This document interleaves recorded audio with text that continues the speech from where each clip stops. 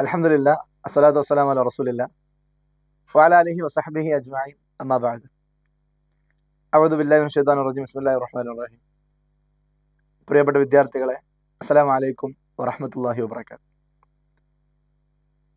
നമ്മൾ ഖുർആൻ വിജ്ഞാന പരീക്ഷയുമായി ബന്ധപ്പെട്ടുകൊണ്ട് സൂറത്ത് മുനാഫിഖൂനാണ് ചർച്ച ചെയ്തുകൊണ്ടിരിക്കുന്നത്. ഒന്നാമത്തെ ക്ലാസ്സിലൂടെ സൂറത്തുൽ മുനാഫിഖൂനെ സംബന്ധിച്ചും കപടവിശ്വാസികളെ സംബന്ധിച്ചും ഒക്കെ പറഞ്ഞു. കഴിഞ്ഞ ക്ലാസ്സിലൂടെ സൂറത്ത് മുനാഫിഖൂനിലെ ആദ്യത്തെ 3 വചനങ്ങളെ കുറിച്ചാണ് നമ്മൾ പറഞ്ഞു വന്നത്. ഇൻഷാ അല്ലാഹ് 4-ാമത്തെയും 5-ാമത്തെയും 6-ാമത്തെയും ആയത്താണ് ഇന്നത്തെ ക്ലാസ്സിലൂടെ നമ്മൾ ചർച്ച ചെയ്യുന്നത്. മഹാനായ പ്രവാചകൻ സല്ലല്ലാഹു അലൈഹി വസല്ലമയോട് അല്ലാഹു സുബ്ഹാനഹു വ തആല പറയാണ്, വഇദാ റഅയ്തുഹും തുഅജിബുക അജ്സാമുഹും വഇദാ റഅയ്തഹും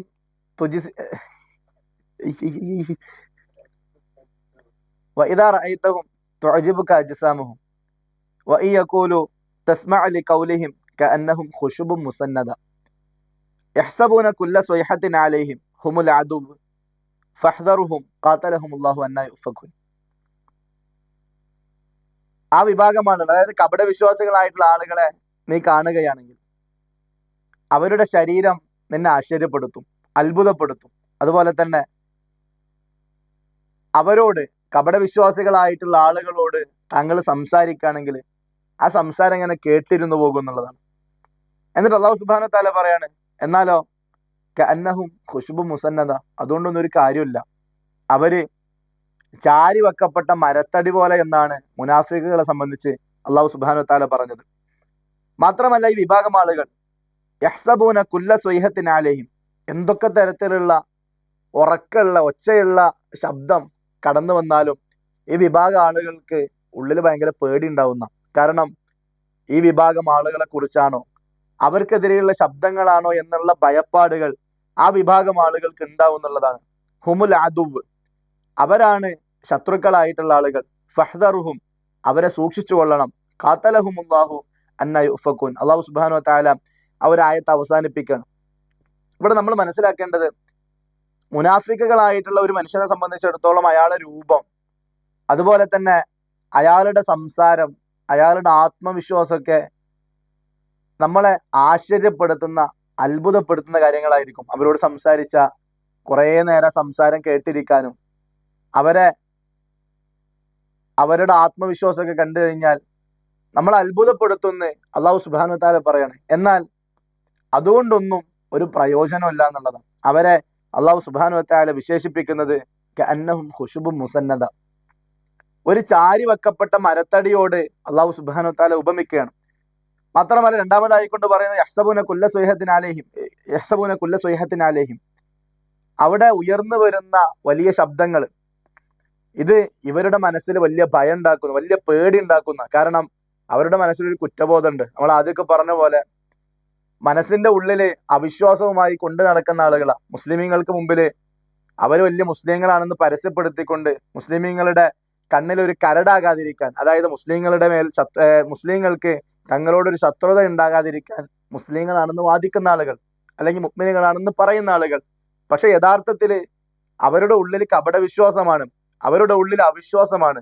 അതുകൊണ്ട് തന്നെ ആ ഒരു കുറ്റബോധം കാരണം ഈ വിഭാഗം ആളുകൾക്ക് വലിയ പേടിയായിരിക്കുമെന്ന് അല്ലാഹു സുബ്ഹാനഹു വ തആല പറയാണ്. മാത്രമല്ല, ഇങ്ങനെയൊക്കെ ആണെങ്കിലും കുസൃതിയിലും വഞ്ചനയിലും ഇത്തരത്തിലുള്ള ആളുകൾ മിടുക്കന്മാരാണ്. അതുകൊണ്ട് മുസ്ലിമീങ്ങളായിട്ടുള്ള ആളുകളോടും അതുപോലെ തന്നെ അള്ളാഹുവിന്റെ പ്രവാചകനോടും ജാഗ്രത പാലിക്കാൻ വേണ്ടി അല്ലാഹു സുബ്ഹാനഹു വ തആല ഓർമ്മപ്പെടുത്തുകയാണ്. ഇവിടെ ഖാതലഹുമുല്ലാഹു അന്നാ യുഫകൂൻ എന്ന് അല്ലാഹു സുബ്ഹാനഹു വ തആല പറയുന്നുണ്ട്. ഖാതല എന്ന ഒരു പദത്തിന്റെ ഭാഷാർത്ഥം എന്ന് പറയുന്നത് യുദ്ധം ചെയ്തു എന്നൊക്കെയാണ്. പക്ഷെ ഇവിടെ ഈ ഒരു സന്ദർഭത്തിൽ അതിനർത്ഥമായി വെക്കാൻ പറ്റുക അവരെ അല്ലാഹു സുബ്ഹാനഹു വ തആല നശിപ്പിക്കട്ടെ, അല്ലെങ്കിൽ അവരെ ശപിക്കട്ടെ എന്നുള്ള അർത്ഥങ്ങളാണ് എന്ന് തഫ്സീർ ഇങ്ങനെ വായിക്കുന്ന സമയത്ത് നമുക്ക് മനസ്സിലാക്കിയെടുക്കാൻ കഴിയുന്ന കാര്യമാണ്.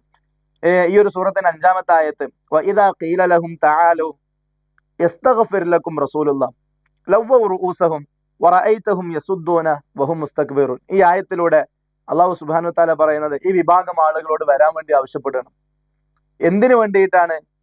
യസ്തഗ്ഫിർ ലക്കും റസൂലുള്ളാഹ്, അള്ളാഹു സുബ്ഹാനഹു വ തആല നിങ്ങൾക്ക് വേണ്ടി പാപമോചനം തേടും. അതായത് നിങ്ങളുടെ ജീവിതത്തിൽ ചെയ്തു പോയിട്ടുള്ള പാപങ്ങൾ പുറത്തു തരാൻ അള്ളാഹുവിന്റെ പ്രവാചകൻ നിങ്ങൾക്ക് വേണ്ടി പ്രാർത്ഥിക്കും. അതുകൊണ്ട് നിങ്ങൾ കടന്നു വരണമെന്ന് ഈ കപട വിശ്വാസികളായിട്ടുള്ള ആളുകളോട് പറയപ്പെട്ടാൽ ലവ്വഉ റൂസഹും വറഅയ്തഹും യസുദ്ദൂന വഹും മുസ്തക്ബിറൂൻ, അവരെന്ത് ചെയ്യും?